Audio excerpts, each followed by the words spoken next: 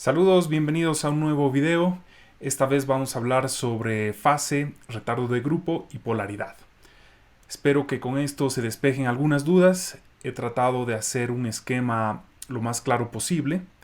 Lamentablemente es difícil alejarse del tema matemático, pero he tratado de hacer un panorama general que nos permita entender de dónde viene y cómo interpretar los gráficos principalmente.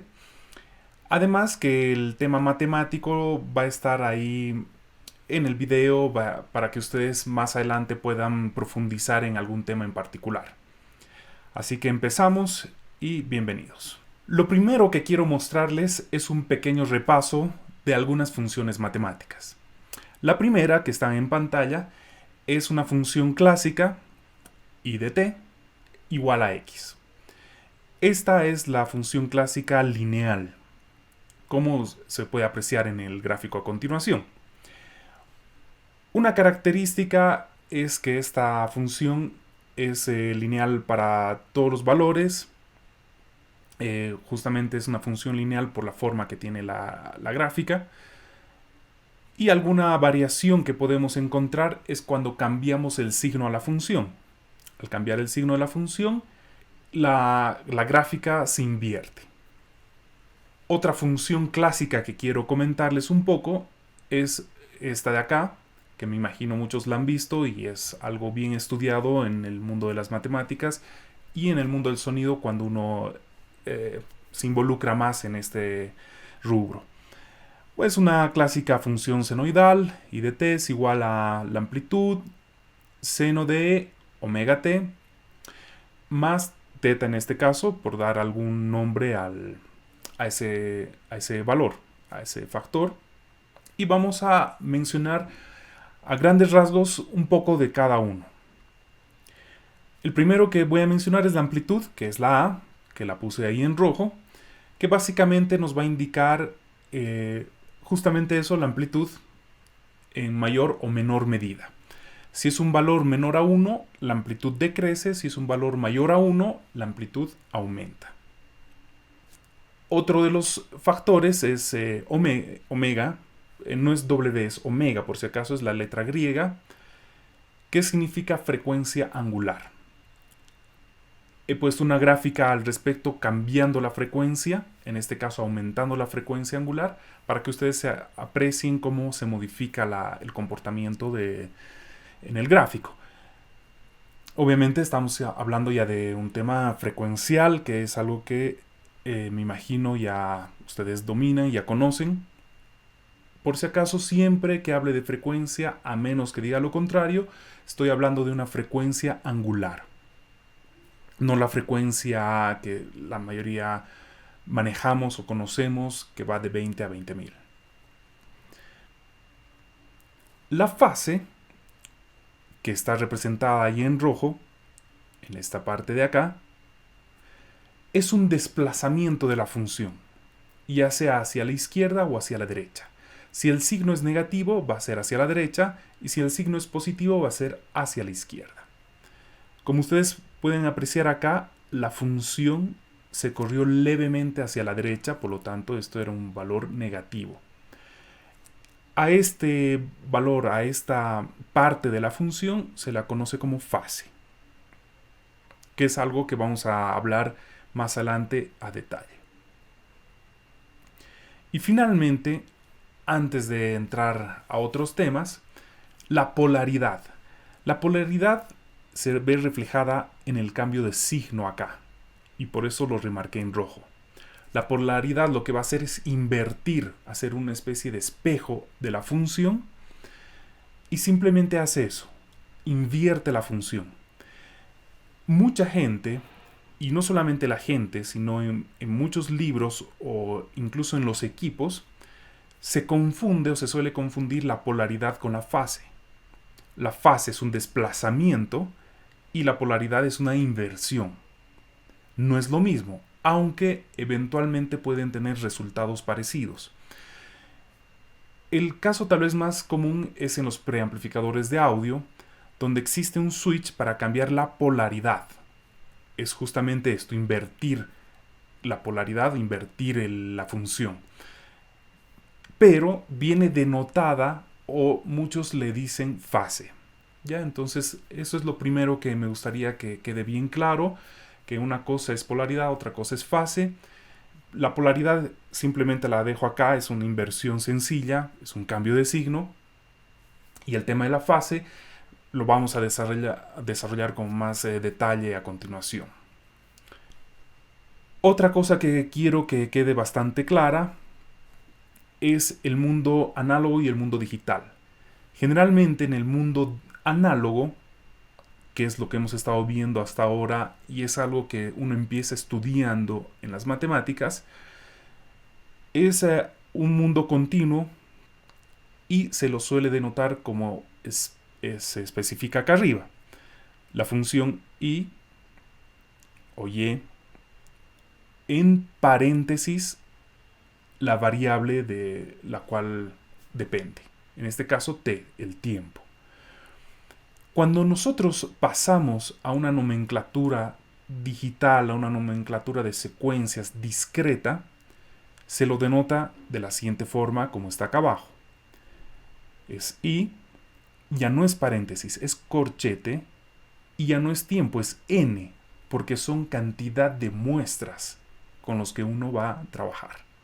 El resto se mantiene muy parecido, pero se reemplaza la t por la n. Entonces ya no estamos hablando de un mundo continuo, estamos hablando de un mundo digital. Cuando uno pasa al mundo digital, al mundo discreto, hay cambios significativos que a veces ayudan, a veces no tanto, y hay muchas cosas que cambian. Tal vez la más importante es el tema de la frecuencia. No lo voy a mencionar acá, pero bueno, no lo voy a profundizar acá, pero hago una breve mención. Cuando nosotros pasamos al mundo discreto, la frecuencia ya no se expresa comúnmente en este rango de 20 a 20.000 o de 0 a 20, etc. Se lo expresa en términos polares. Entonces la frecuencia va a ir de menos pi a pi o de 0 a 2pi, porque posterior a eso el ciclo se repite y el comportamiento de la frecuencia es el mismo. Efectivamente hay formas de pasar de esa forma de representación a lo que tradicionalmente nosotros manejamos, pero tampoco lo voy a profundizar acá, tal vez en un futuro video.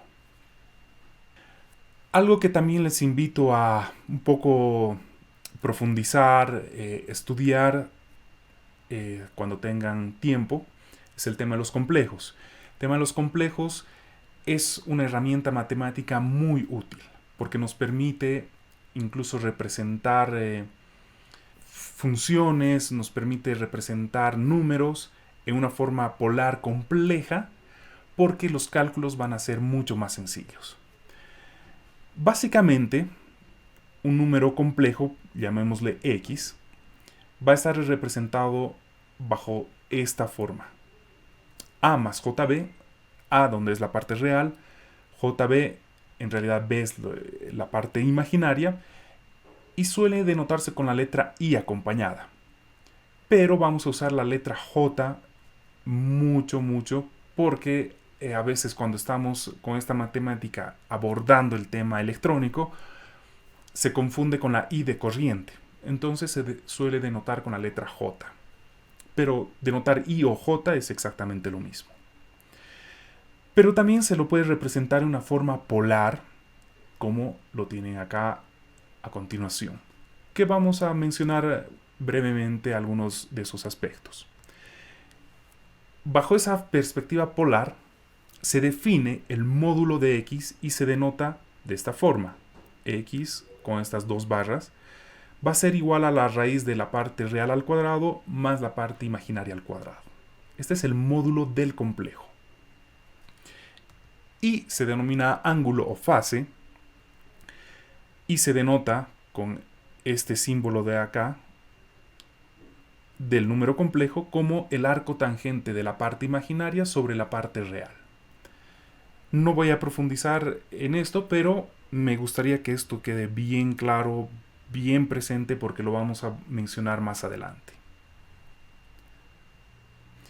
Euler tal vez muchos lo escucharon, igual invito a que lo conozcan un poco más, presentó una identidad matemática que para muchos es una de las identidades más bellas, por decir algo, que se ha presentado en el mundo de las matemáticas, que básicamente nos relaciona unas funciones sinusoidales que se las puede representar, asemejar a una función exponencial.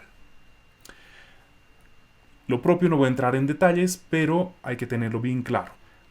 Básicamente, en palabras sencillas, estamos hablando de lo siguiente.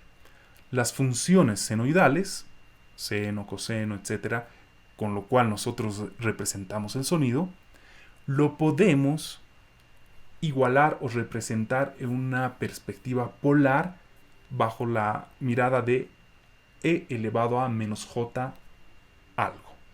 ¿Ya? Por ahora lo vamos a dejar ahí. Eso es lo que me gustaría que quede por ahora. Las funciones senoidales, con lo que representamos el audio, lo podemos representar bajo esta forma polar compleja, porque nos va a facilitar los cálculos que nosotros queramos hacer. Voy a mencionar ahora brevemente algo que también me imagino muchos conocen, que es la transformada de Fourier. La transformada de Fourier, ojo, en el tiempo discreto, no en el tiempo continuo como posiblemente puedan encontrar rápidamente en el internet. Esto es en el tiempo discreto. Si tenemos una función en el tiempo discreto, h de n, h se la va a escribir con minúscula y ojo, vean que no viene el tiempo acá, si no viene n porque son muestras. Si nosotros aplicamos esto, que es la transformada de Fourier, que es una sumatoria, vamos a obtener h mayúscula, y acá, ojo, paréntesis, e j omega. Es bien particular porque la transformada de Fourier de una serie discreta, cuando uno va a la parte de la frecuencia, se vuelve continua. Es bien particular. Tengo un par de videos que hablan de Fourier. Ahí especifico más. Les invito a ver el canal, a revisar en el canal. Ahí comento un poco más sobre este fenómeno.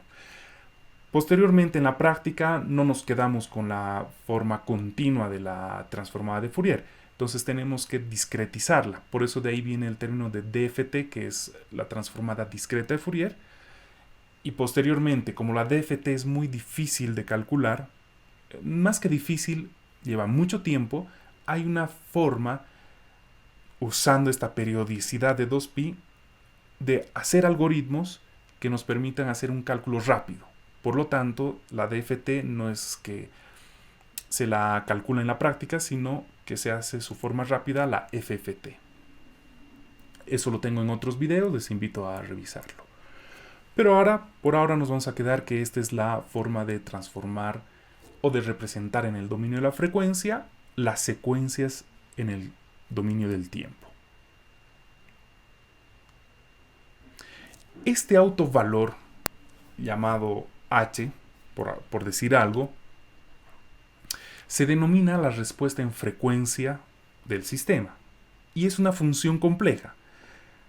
Todo lo que ustedes acá pueden apreciar es lo que más o menos he tratado de explicar al principio, y de esa forma me parece que les puede ser más útil o saber de lo que estamos hablando.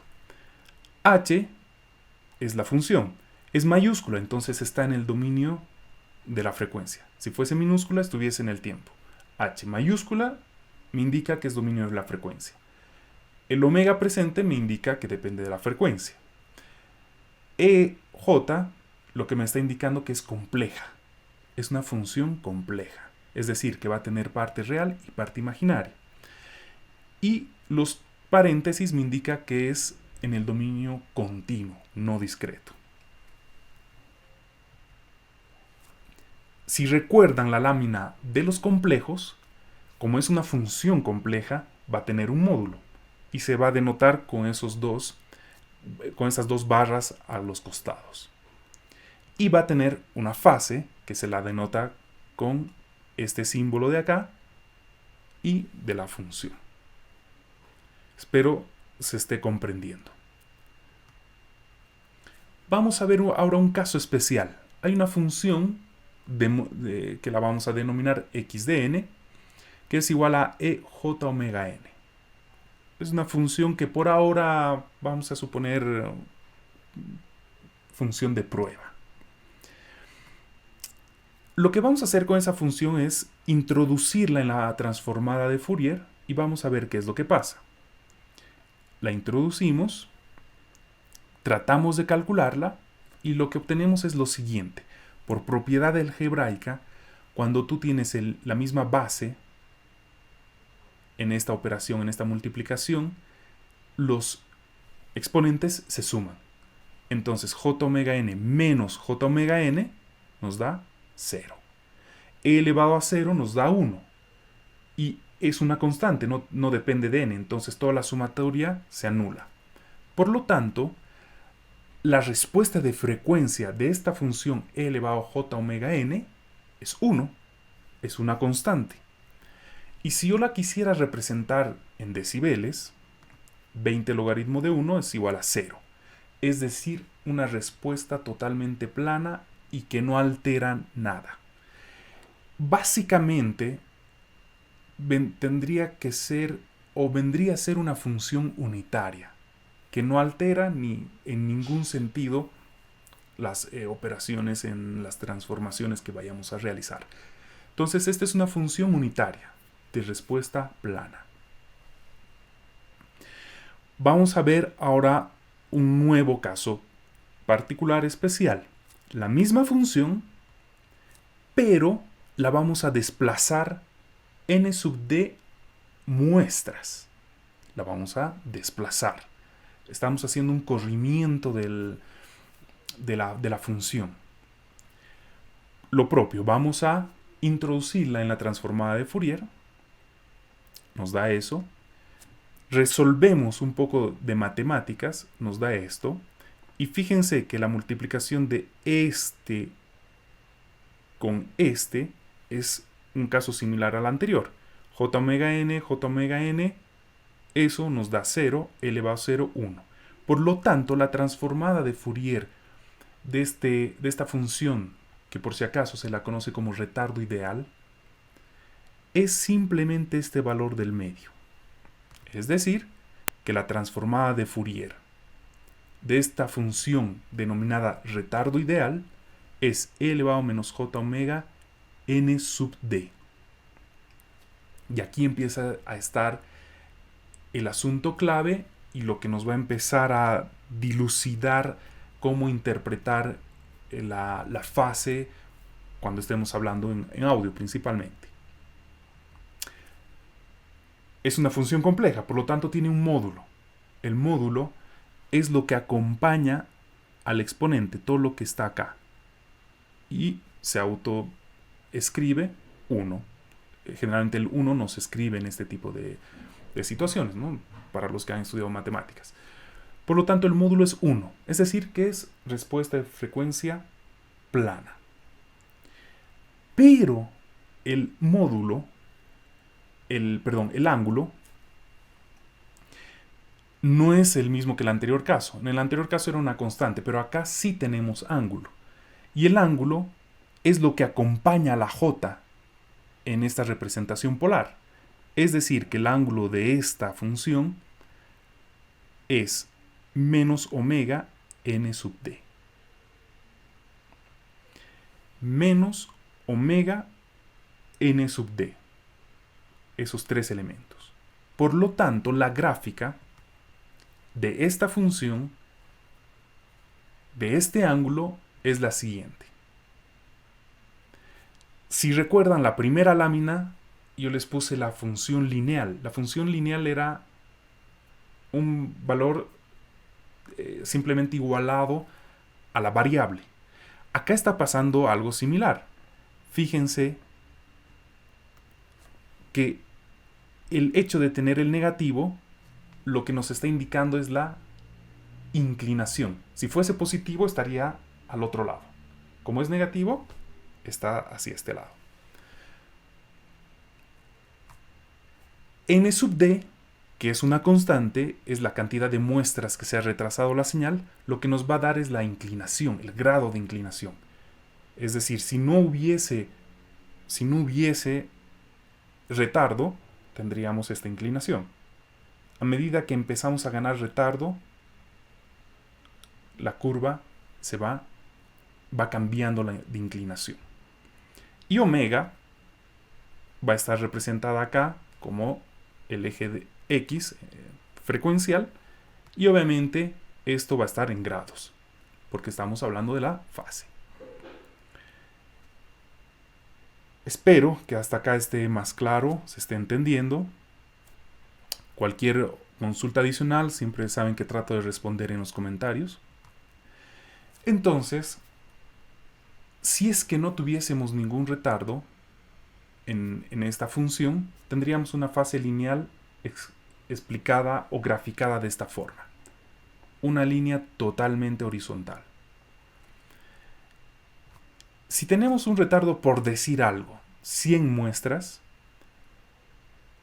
esta línea va a tener una inclinación, pero sigue siendo lineal. Eso es muy importante. Si yo retardo esta señal 200 muestras, la inclinación va a aumentar, pero sigue siendo lineal. Si yo retardo 300 muestras, la inclinación va a aumentar, pero sigue siendo lineal. Esto es muy importante a considerar y tener en cuenta. No importa el retardo, lo que importa, les voy a explicar más adelante, es la interpretación de la inclinación de la respuesta de fase. Ojo con esto, cuando la fase se calcula con el arco tangente, porque si se fijan, repasen el tema de los números complejos, esa es la forma de calcular la fase con el arco tangente, se obtiene el valor principal del arco tangente, pero al sumar cualquier múltiplo de 2pi, el valor no cambia. Es decir, que en matemáticas, la notación de la fase, por si acaso, viene con el argumento de esta forma, escrito con letras mayúsculas. ARG, argumento, el argumento de esta función entre pi y menos pi. Por eso, los gráficos de fase se representan entre pi y menos pi, o, en su defecto, entre 180 y menos 180. Más allá no se representa, pero ahora vamos a ver algo interesante. Fuera del valor principal, que está representado como argumento, suele denotarse como ARG minúscula. Y ahora les voy a mostrar unos gráficos al respecto. Esta es una representación de la fase de la señal, que ya está en el mundo de la frecuencia, por eso acá ya es frecuencia en el eje X, en el eje Y viene los grados. Lo que se representa entre 180 y menos 180 corresponde al argumento en mayúscula. Es decir, si uno aplica el arco tangente de esa señal y el valor le sale dentro de 180 menos 180, ingresa acá.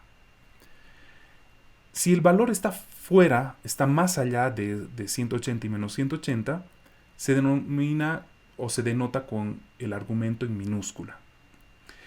Y acá viene otro concepto muy interesante y lo vamos a desarrollar. La parte que está en el valor principal se conoce como fase enrollada. Y vamos a explicar un poco al respecto. Supongamos que tenemos esta función. Hemos calculado la fase de nuestra transformada. Y tenemos esta pendiente, tenemos esta gráfica. Yo lo que puedo hacer, porque se repiten por la periodicidad de 2pi, es lo siguiente. Lo que está en el argumento en minúscula, en la fase desenrollada, lo puedo llevar a la fase enrollada sin ningún problema. Y obtengo esto.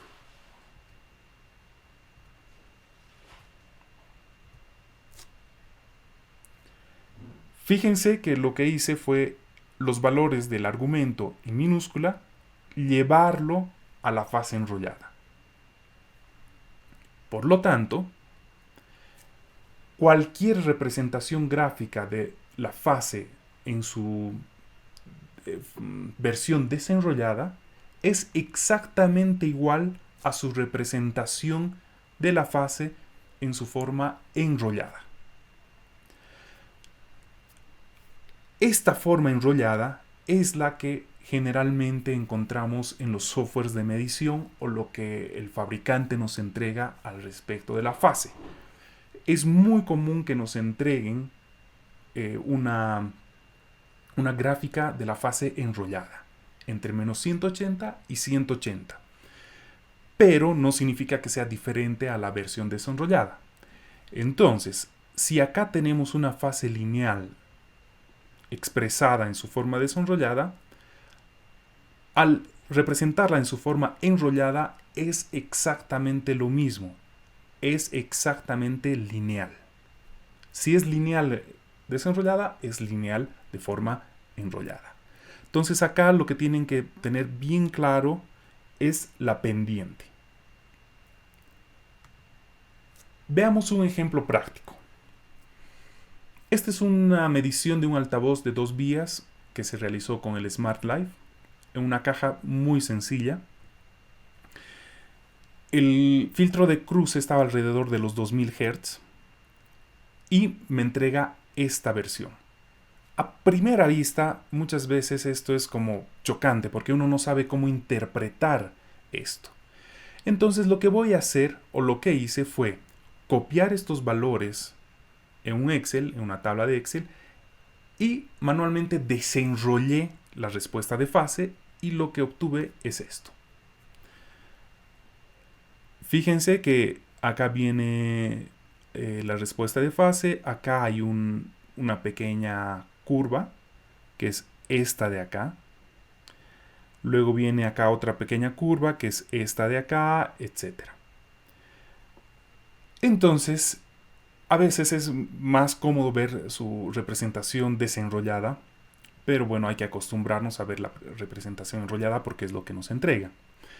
¿Qué es lo que me importa ver y analizar de acá?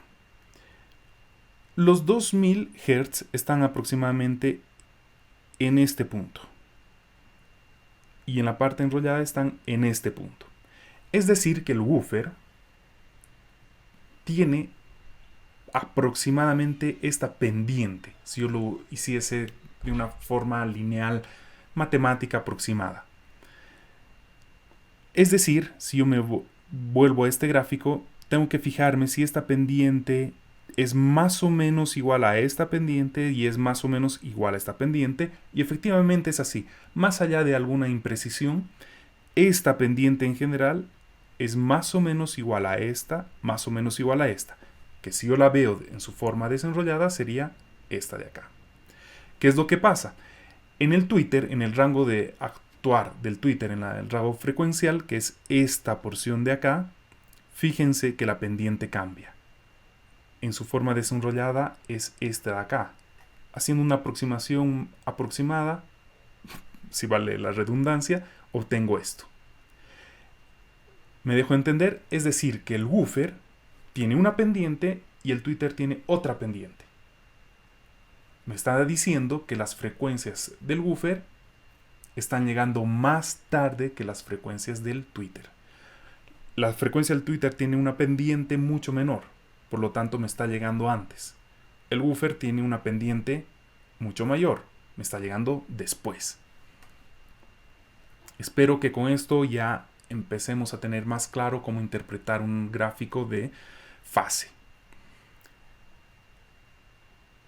Bueno, yendo a esta parte, tengo esta pendiente, tengo esta pendiente, tengo esta pendiente, y claro, cuando me fijo acá, esta pendiente es la que me está indicando que las dos vías no están llegando al mismo tiempo.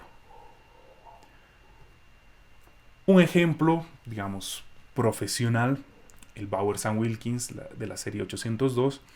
Este es un altavoz que tuve la chance de medir en una oportunidad y traté de sacarle toda la información que pude. Comento a grandes rasgos el modelo. Para los que no conocen, es un 3 vías. Usa una caja para el buffer, usa una caja para el medio y una caja distinta para el agudo. El agudo es de diamante, por eso es la serie diamante. Y fíjense que las 3 cajas están en distintas posiciones. Esto nos permite hacer coincidir los imanes para que más o menos las 3 vías trabajen de una forma que irradien al mismo tiempo el sonido. Acá al medio tengo una versión moderna de la serie. Esta de acá de la izquierda es una versión antigua. Y bueno, acá dejé una imagen para constructiva de más o menos cómo está hecho. Hay algunas cosas interesantes para analizar, como por ejemplo que tiene el esqueleto, tiene el par de woofers, el tubo va en la parte de abajo. Esta es la caja del medio, de cono amarillo, y bueno, ahí arriba tenemos la caja del tweeter. Tuve la chance de medirlo y obtuve lo siguiente. Solo hablando de la respuesta de fase. La respuesta de fase está acá arriba, que la medí con Smart Life. Fíjense que esta pendiente es casi igual a esta pendiente, casi igual a esta pendiente. En esta parte hay una pequeña variación que es justamente alrededor de los 2000 y algo Hz, que es entre el woofer, entre el medio y el tweeter. Y lo que hice fue desenrollar la respuesta de fase y obtuve esto. Fíjense, esa pendiente es casi perfecta, casi lineal. Es decir, que este sistema estaríamos hablando que tiene una respuesta de fase prácticamente lineal. Obviamente la pendiente lo único que nos está indicando es que demora en llegar la señal. Pero toda la curva completa, que es prácticamente una línea, nos indica que es de forma lineal, que todas las vías nos están llegando prácticamente en el mismo tiempo.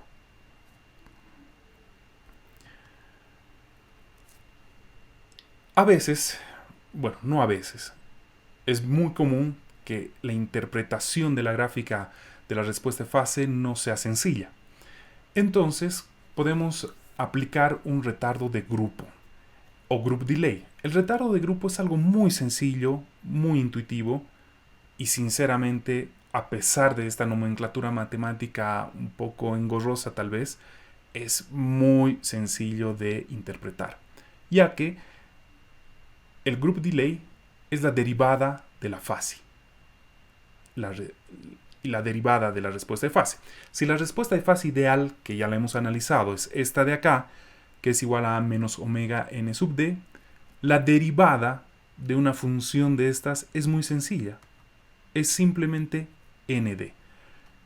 Este signo menos en la fórmula se vuelve más al combinarse con este otro signo negativo.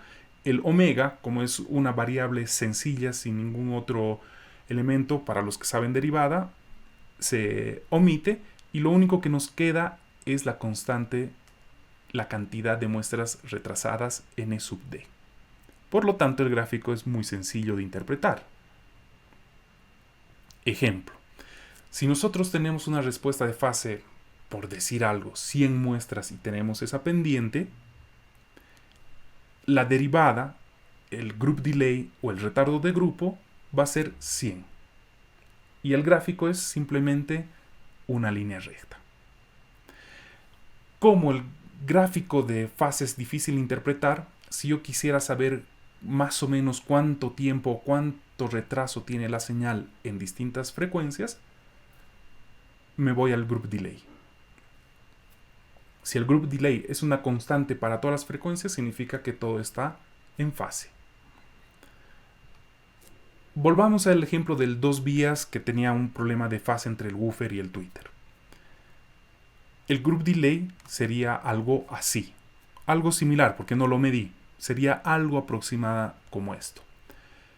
Lo que nos dice es que entre 0 y 2000 hay un retardo de 200 muestras, por dar una cifra, y entre 2000 hasta 20.000 hay un retardo de solo 100 muestras.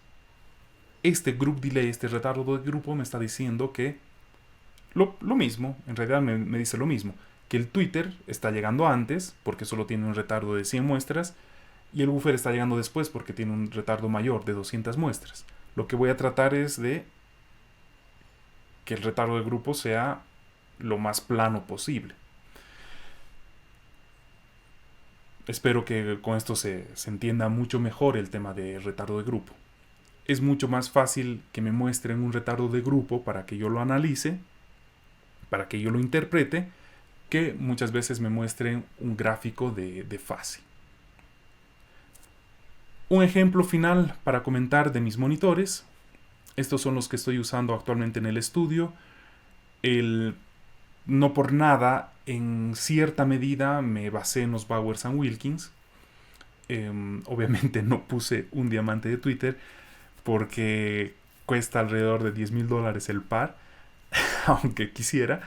Pero bueno, en muchos aspectos como que traté de seguir la experiencia que tienen ellos, ¿no? Entonces tenemos la caja separada del woofer. Tengo una sola caja para el medio y el agudo, lo más pegados posible. Y estos dos elementos están en una caja, no sé si se nota en la imagen, que están más atrás de la caja principal. El Twitter tiene son scan speak todos los componentes, y el Twitter tiene un material absorbente alrededor como para minimizar las reflexiones en los bordes, en la difracción en los bordes, ya que al hacer ese tipo de recintos tipo Bowers & Wilkins que son perfectos para el Twitter es complicado. Aproximadamente esta es la respuesta medida, no recuerdo en qué momento, pero tal vez sea una de las últimas. En el set del crossover el woofer está con mayor nivel, me gusta así. Luego viene un sector plano en medios, o relativamente plano. Y luego hay un decaimiento en el agudo, que eso lo hice con una red Sobel en el agudo, porque ya expliqué en otros videos que no me gusta que esté tan punzante el sonido. Pero más allá de la respuesta de frecuencia, quería mostrarles un poco la respuesta de fase. Fíjense que esta pendiente es muy parecida a esta pendiente, muy parecida a esta pendiente. Básicamente logrado, ya sea con la combinación del crossover y la combinación de la parte constructiva, tener una respuesta de fase bastante lineal. Más adelante voy a subir un video en mi serie de videos de Construye tus parlantes, donde les voy a indicar las medidas, les voy a indicar los componentes que hice y cómo está seteado el crossover, si es que en algún momento ustedes quisieran construirse algo similar.